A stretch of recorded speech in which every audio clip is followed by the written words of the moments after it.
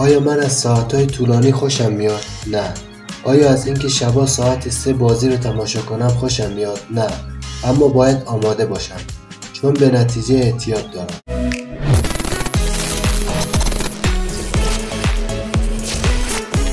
اگه امروز نگید که کافیه، فردای همیشه کافی خواهید داشت. قهرمانی ها همیشه در صحنه های تئاتر به دست نمیان. اونها در هزاران ساعت تمرین در اتاق تمرین، آزمایشگاه و در دویدن ساعت 5 صبح در باران وقتی دیگران خواب هستن به دست میان. ما فقط قهرمانان را به عنوان افرادی که در مسابقات و رویدادهای عمومی برنده میشن میشناسیم. اما در واقعیت زمان و مکانی برای نشان دادن این واقعیت. قهرمانان واقعی در زمانی که هیچ کس نگاه نمی‌کنه سخت کار میکنن و زمان فراوانی رو صرف مطالعه، تحقیق و تمرین میکنن. اونها مداوم و ثابت قدم هستن. همیشه به چیزی تعهد دارن که میخوان برای رسیدن به اون تلاش کنن. این از نحوه نگاه شما به چیزهاست. اگر نام شما به اون چسبیده باشه، تا جایی که میتونید اون رو به درستی انجام میدید. هر بار که میخواید میزهای خودتون رو گردگیری کنید، آیا اطراف قاب عکس رو گردگیری میکنید یا اون رو بر میدارید و کل میز رو تمیز میکنید؟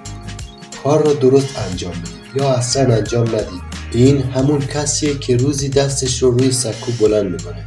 ممنون میشم با لایک و کامنتاتون به بیشتر دیده شدن ویدیو کمک کنید.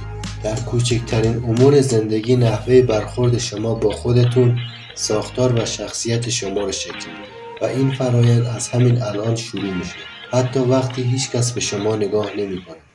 اگر در کوچکترین امور زندگی خود به خودتون احترام بذارید و با خودتون به خوبی رفتار کنید، مطمئن باشید که همین رفتار را در حضور دیگران نیز خواهید داشت.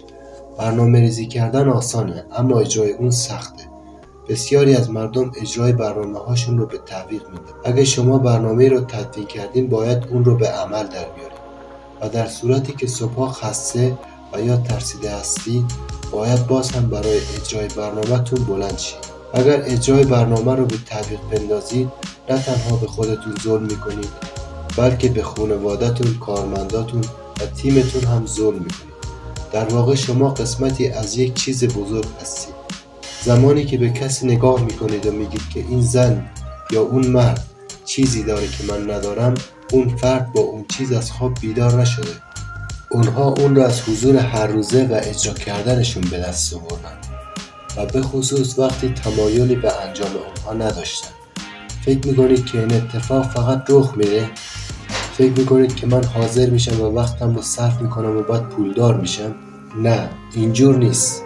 همه همیشه به دنبال افراد دیگه‌ای هستن که برای اونها کار انجام بدن. دیگه به دنبال کمک از دیگران نباشید، بلکه باور داشته باشید که همه چیز با شما شروع میشه و با شما پایان پیدا میکنه.